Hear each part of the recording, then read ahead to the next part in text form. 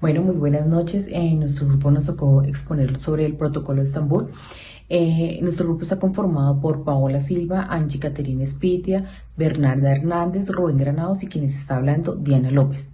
Yo voy a empezar con una pequeña introducción de lo que significa el protocolo de Estambul y dice que el protocolo de Estambul es un manual fue conformado por varias personas especialistas y que este estuvo avalado por medio de las Naciones Unidas. Estos especialistas eran peritos en medicina, peritos en psicología, peritos en psiquiatría y defensores de los derechos humanos. También dicen que cuál era su objetivo de este manual. El objetivo de este manual era buscar ser un auxiliar de la investigación e identificar de la manera eficaz lo que es la tortura. También decimos que el protocolo de Estambul es un conjunto de directrices internacionales para la investigación y la documentación de la tortura. ¿Para qué sirve el protocolo de Estambul? Esto nos dice que sirve para dar unas directrices comprensivas, prácticas para la valoración de la persona que alega haber sufrido, la tortura.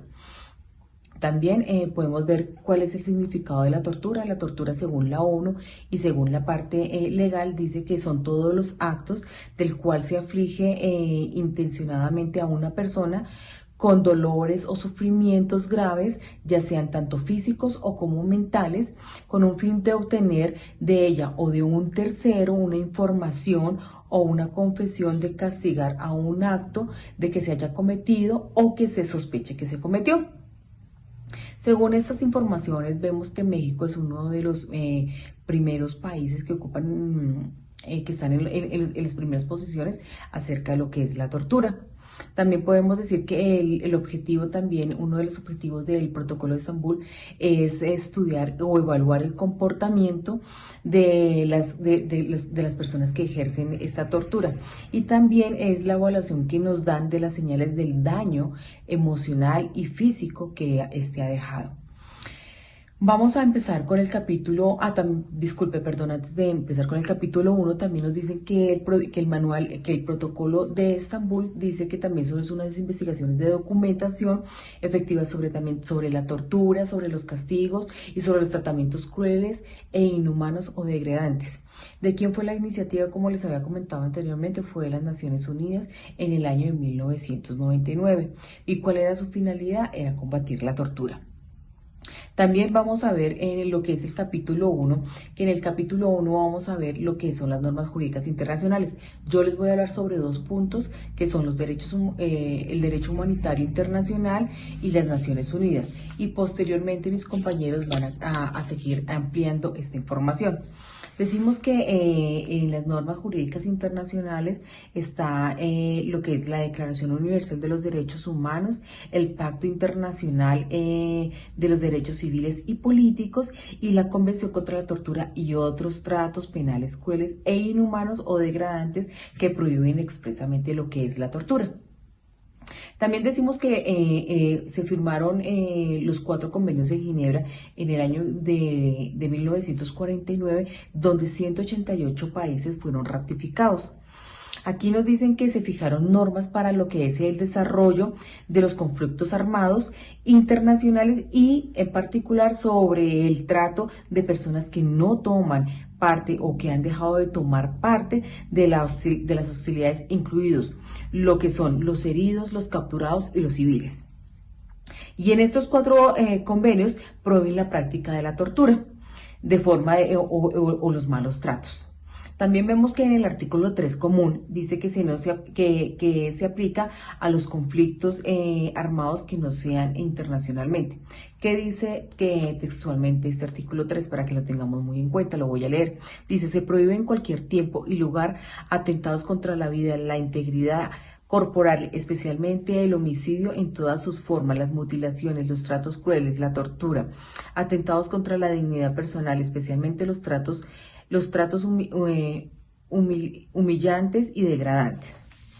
También podemos decir que en lo que es la parte de las Naciones Unidas decimos que son otros organismos y mecanismos de derechos humanos de las Naciones Unidas que han adaptado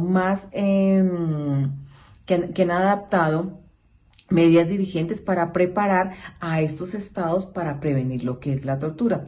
Algunas obligaciones legales de prevenir la tortura, dice que los voy a leer como unos cuatro, pero más adelante mis compañeros los van a ampliar y los van a hablar más profundamente. Y dice que es que no se proceda a la expulsión o devolución o extradición de una persona a otro estado cuando haya razones fundadas para creer que está en peligro y que ha sido sometida a tortura.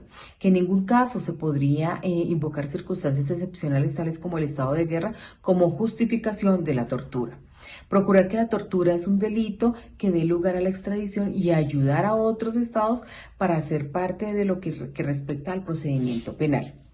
Bueno, a otro capítulo que vamos a ver aquí, lo que es en el protocolo de Estambul, es sobre las entrevistas, que es algo muy importante que de pronto mucha gente no le da la importancia o lo asocia mucho con las entrevistas que estamos acostumbrados a ver por parte de la policía o del CTI. ¿Cuál es el objetivo de la encuesta o el examen de documentación? Su objetivo consiste en determinar los hechos relativos a los presuntos incidentes de la tortura. Voy a leerle cuatro que son los más principales y dice: identificar a los agentes responsables de la tortura y presentarlos ante la justicia.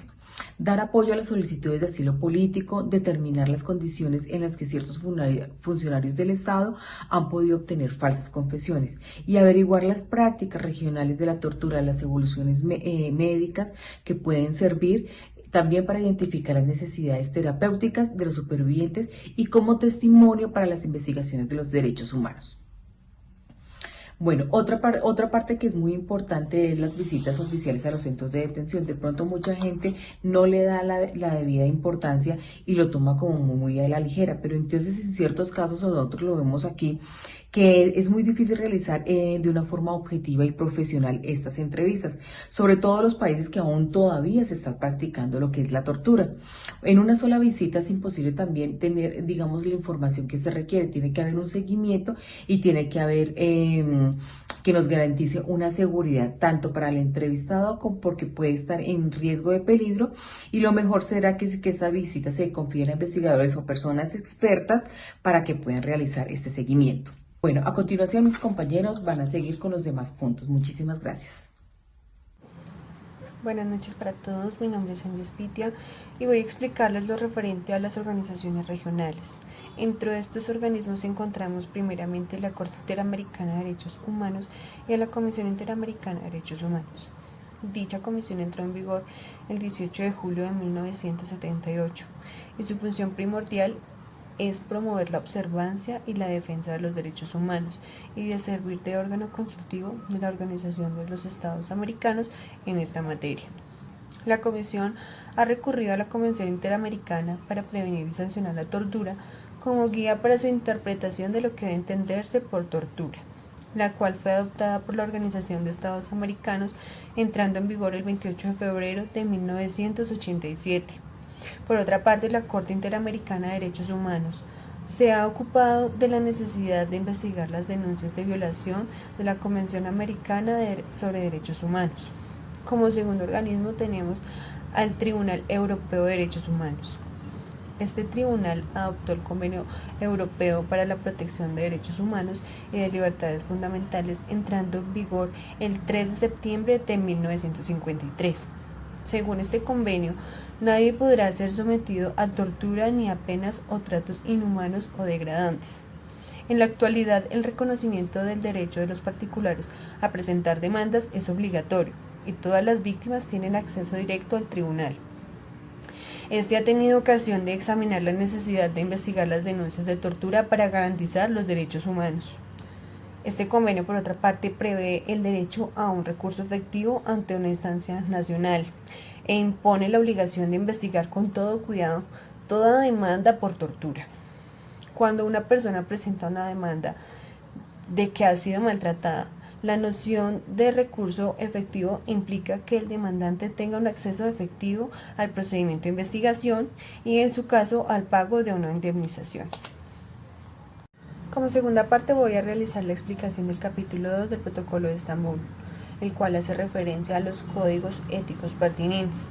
En todas las profesiones se trabaja de acuerdo a unos códigos éticos que describen los valores comunes y deberes reconocidos por los profesionales, y se establecen también las normas morales que esperan que se cumplan, mediante instrumentos internacionales preparados por organismos como las Naciones Unidas y mediante códigos de principios preparados por los propios profesionales, en el ámbito ya sea nacional e internacional. Las obligaciones que tienen los profesionales ante sus clientes o pacientes individuales o también con la sociedad o sus colegas a fin de mantener el honor de la profesión. Como segundo título encontramos la ética de la profesión jurídica. Las normas internacionales atribuyen a los jueces el deber ético de asegurar la protección de los derechos de los individuos. Del mismo modo, los fiscales tienen el deber ético de investigar y procesar todo delito de tortura cometido por funcionarios públicos. Todo esto basándose en el principio 6 de los principios básicos de las Naciones Unidas relativos a la independencia de la judicatura. El artículo 15 de las directrices de las Naciones Unidas sobre la función de los fiscales señala que los fiscales prestarán la debida atención al enjuiciamiento de los funcionarios públicos que hayan cometido delitos, especialmente en los casos de corrupción, abuso del poder, violaciones graves de derechos humanos y otros delitos reconocidos por el derecho internacional, y cuando lo autoricen las leyes o se ajuste a la práctica local, a la investigación de esos delitos. Las normas internacionales también especifican los deberes de los abogados y el desempeño de sus funciones profesionales de promover y proteger los derechos humanos y las libertades fundamentales. Otro título que tenemos también está la ética en la atención de la salud. Las obligaciones éticas de los profesionales de la salud se articulan en 3 niveles que pueden reflejarse en los documentos de las Naciones Unidas de la misma forma que lo están con lo respectivo a la profesión jurídica.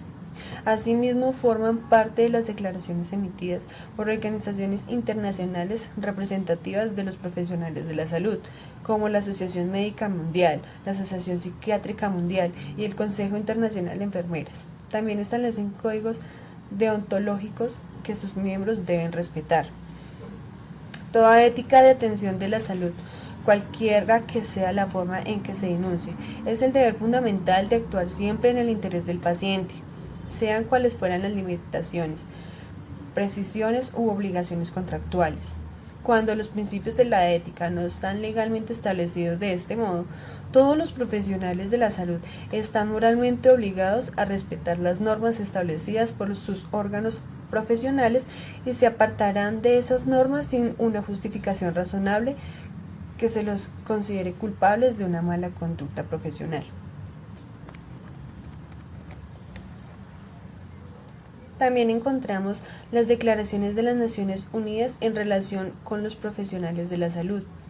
El profesional de la salud que trabaja en los sistemas penitenciarios con todas las demás personas que trabajan en ellos están obligados a observar las reglas mínimas para el tratamiento de los reclusos, en las que se exige que todos los reclusos, sin discriminación, tengan acceso al servicio médico, incluso servicios psiquiátricos, y que un médico visite diariamente a todos los reclusos que están enfermos o soliciten tratamiento.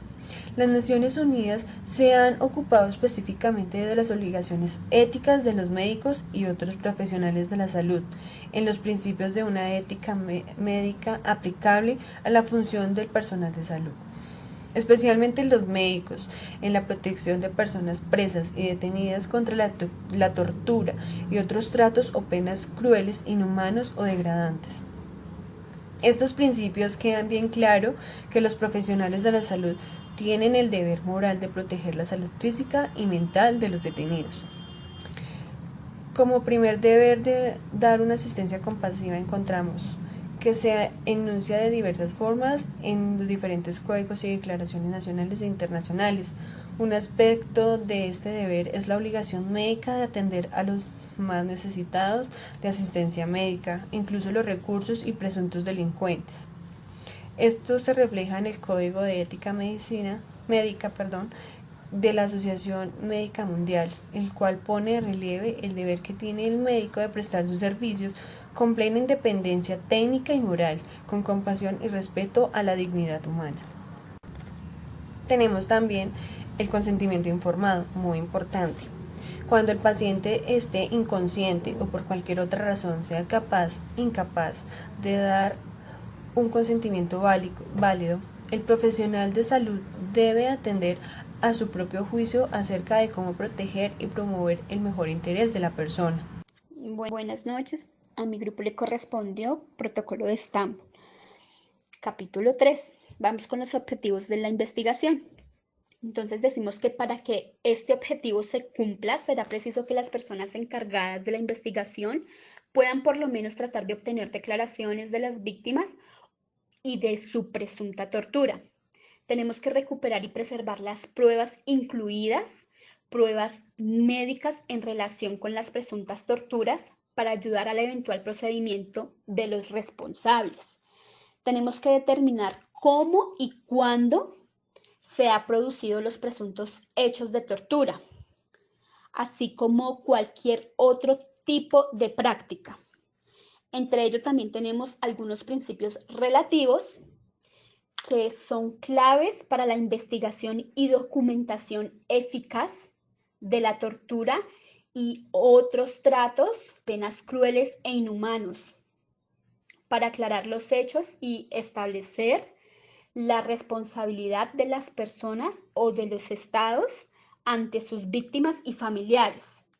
Tenemos que demostrar la necesidad en el que ha estado ofrecida en plena reparación, incluida una indemnización financiera y justa. Tenemos torturas y otros tratos. Entonces decimos que de acuerdo con el protocolo de Estambul, los estados deben velar porque se investiguen con prontitud la eficacia, las quejas, las denuncias, las torturas y malos tratos, incluso cuando no exista una denuncia expresa. Debe iniciarse una investigación si existe otros indicios eventuales para dicha investigación.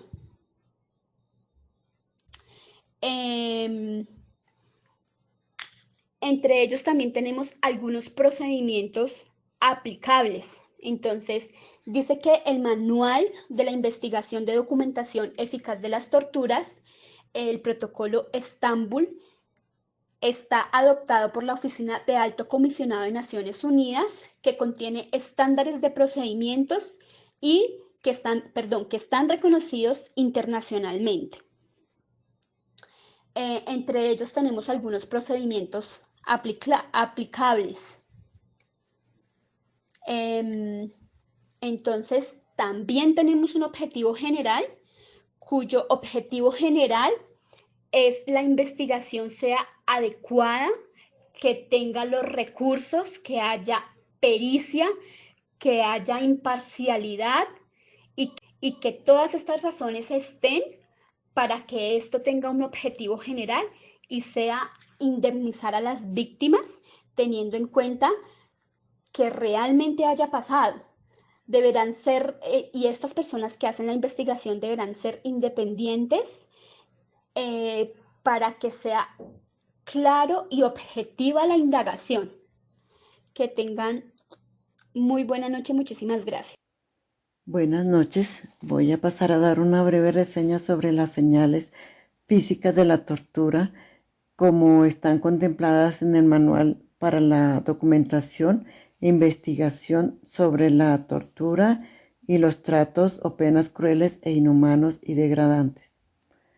Este convenio está publicado por las Naciones Unidas en el Protocolo de Estambul, en el cual propone campañas para la vulneración contra los derechos humanos.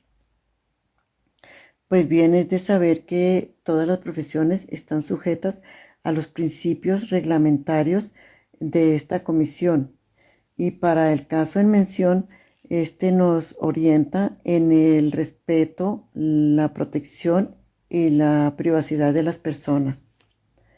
Debemos saber que existe tortura. Cuando existe tortura en una persona, no solo se presenta física, es también psicológica.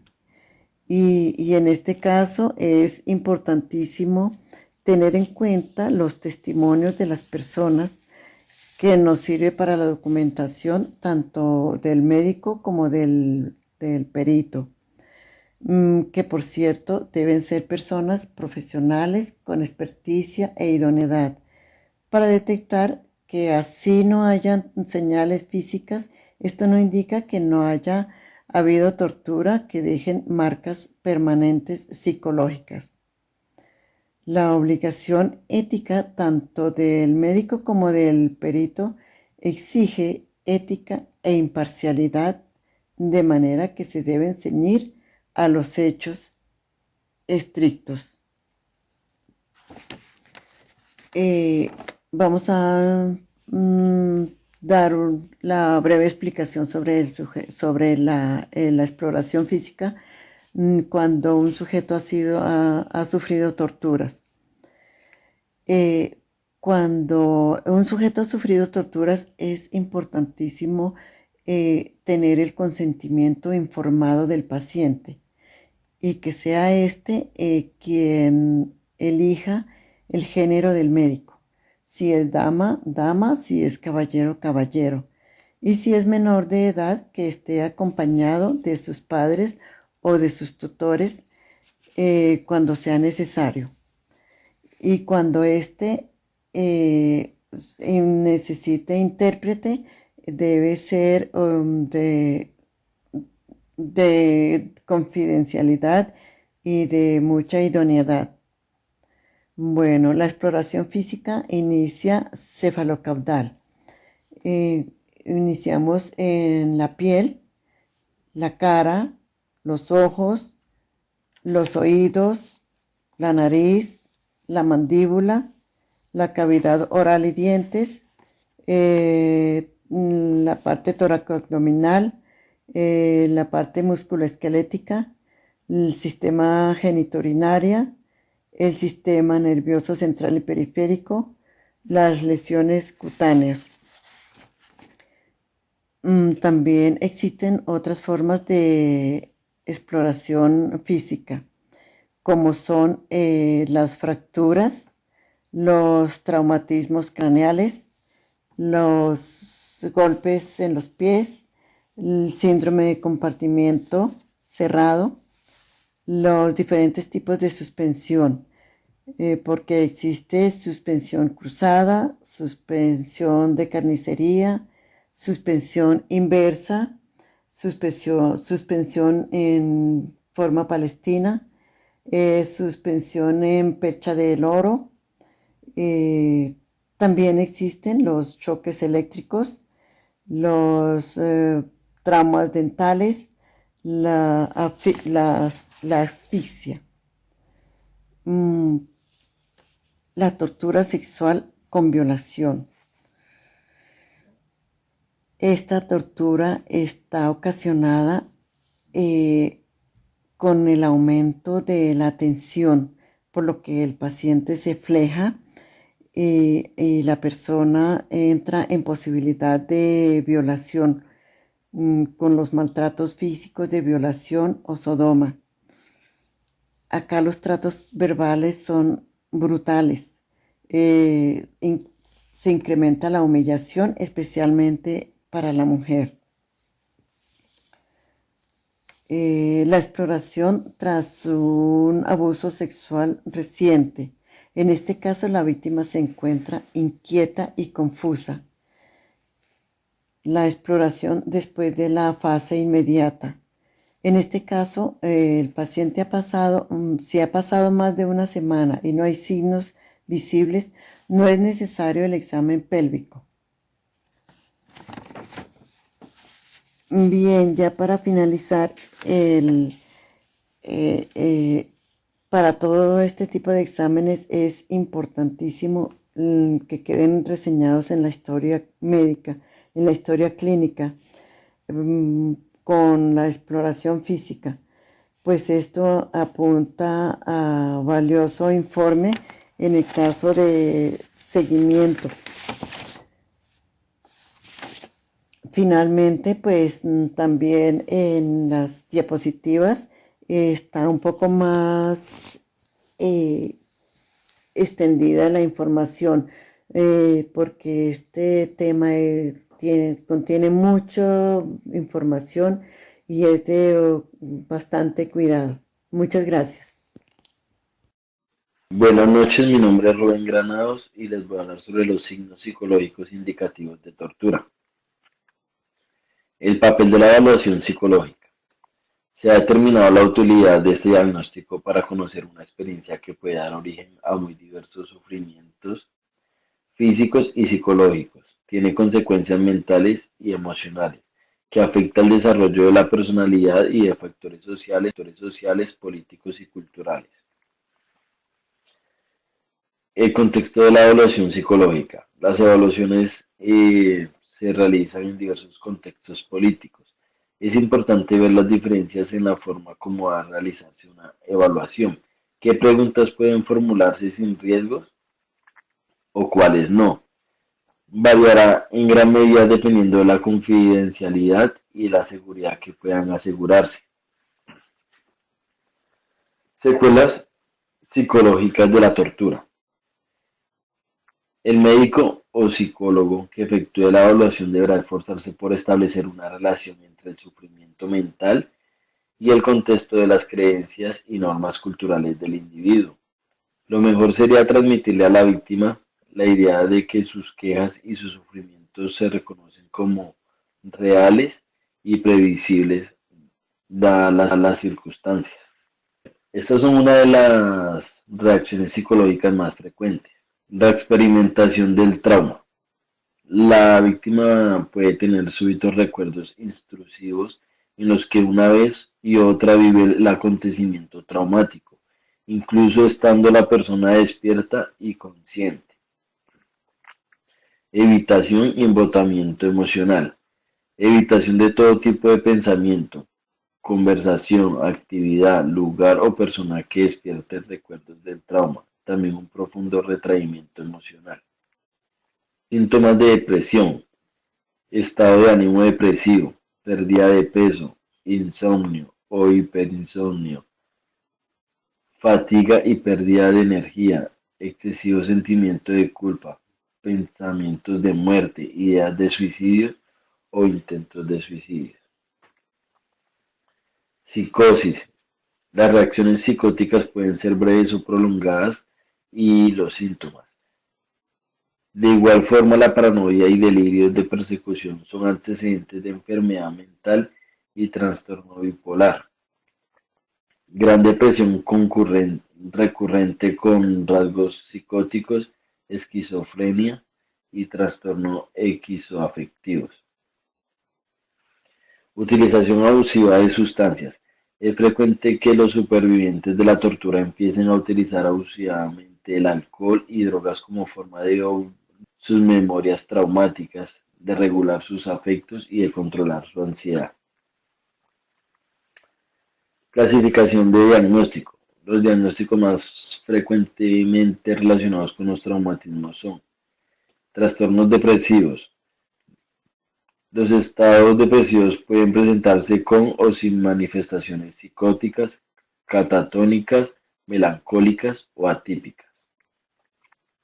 Cambio de personalidad duradero. Se caracteriza por una actitud hostil o desconfiada hacia el mundo, retirada social, sentimientos de vicio o desesperanza. Evaluación psicológica y psiquiátrica. Consideraciones éticas y clínicas. Las evaluaciones psicológicas facilitan información útil para los exámenes médicos legales, la identificación de las necesidades terapéuticas de las víctimas y para dar testimonio de las investigaciones. 2. El proceso de la entrevista. Comenzar la entrevista explicando con detalle qué procedimientos se van a seguir, lo que preparará al sujeto para las difíciles reacciones emocionales. El proceso de la entrevista puede recordar al superviviente los interrogatorios que sufrió durante la tortura. Por consiguiente, pueden aparecer fuertes sentimientos de miedo, rabia, rechazo, desvalimiento, confusión, pánico u odio. Estos son uno de los componentes de la evaluación psicológica y psiquiátrica. Historia de tortura y malos tratos. La entrevista comenzará por un resumen general de acontecimientos para después pasar a obtener detalles de las experiencias de tortura. Historia previa de la tortura. La descripción de los traumatismos previos es importante para evaluar el estado de salud mental y el nivel de funcionamiento psicosocial de la víctima de la tortura previamente a los acontecimientos traumáticos. Historia clínica. Resume las condiciones de salud antes del trauma, la situación actual, dolores en cualquier parte del cuerpo, quejas de tipo psicosomático, medicinas utilizadas y sus efectos secundarios. Afectos importantes en la historia sexual, intervenciones quirúrgicas y datos médicos, entre otras. Evaluación neuropsicológica. Limitaciones de la evaluación neuropsicológica. Se trata normalmente de comparar los resultados obtenidos con una batería de pruebas estandarizadas con unas normas basadas en la población. La evaluación neuropsicológica puede infligir un nuevo traumatismo al sujeto que ha sido sometido a la tortura. Indicaciones de la evaluación neuropsicológica. Para evaluar cualquier déficit de comportamiento en presuntas víctimas de tortura, la evaluación neuropsicológica tiene dos indicaciones fundamentales, que es la lesión cerebral y el trastorno de estrés postraumático. Y por último, los niños y la tortura. Consideraciones relativas del desarrollo. Cuando más pequeño es el niño, más influirán sobre su experiencia y comprensión de acontecimiento traumático, las reacciones y actitudes inmediatamente después del acontecimiento manifiesten las personas que se ocupan de él. Y están las consideraciones clínicas. Es parecer los síntomas del trastorno de estrés postraumático. El niño puede perder su control sobre los esfínteres, aparecer socialmente retirado, afectos amortiguados, cambios de actitud hacia sí mismo y hacia los demás y sentimiento que no existe en un futuro. Eso es todo. Muchas gracias.